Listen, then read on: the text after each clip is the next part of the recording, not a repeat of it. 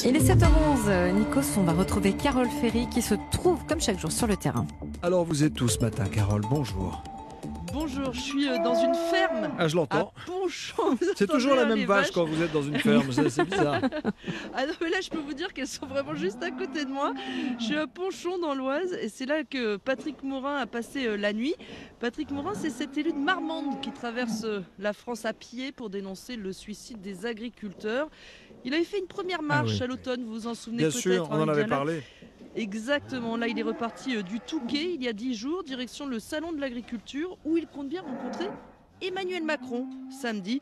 Cette nuit, il a été hébergé par Laurent, éleveur de vaches laitières et céréalier.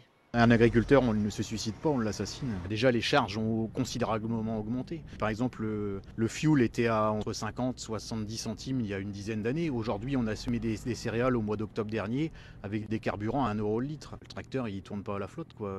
Les charges ont considérablement augmenté, mais le produit... On vous l'achète pas plus cher? Ah non, pas du tout. Alors qu'on nous a mis un tas de contraintes, mises aux normes européennes. Il y a des gens qui viennent de finir de rembourser, qui aujourd'hui les normes ne correspondent plus, ils sont plus aux normes. C'est ça que j'entends journalièrement au fur et à mesure des kilomètres que je parcours. Beaucoup de choses, hélas, qui ne sont pas faites pour aider les paysans. Il y a des gens qui sont à bout et s'il n'y a rien de fait, notamment dans l'élevage, ça va être l'hécatombe. Mais attendez, Carole Ferry, depuis quelques jours, je crois que c'est depuis le 1er février, il y a la fameuse loi alimentation qui est entrée en vigueur, en application. Elle est censée protéger le producteur. Pourquoi ça ne se voit pas encore ? Oui, vous avez raison. En fait, il est un peu tôt pour mesurer l'impact.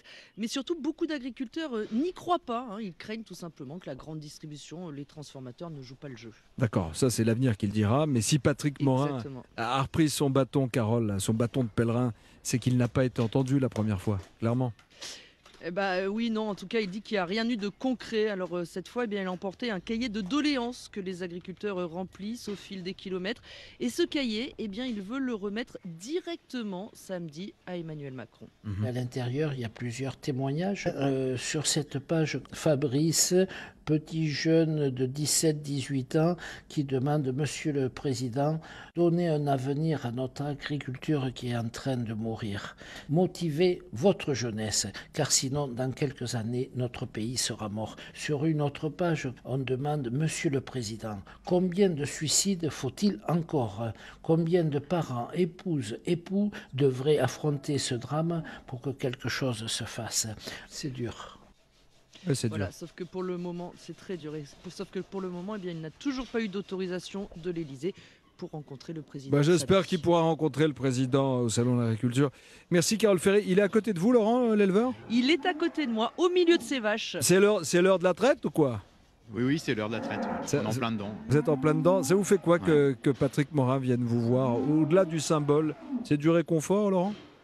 Bien sûr, ça fait chaud au cœur.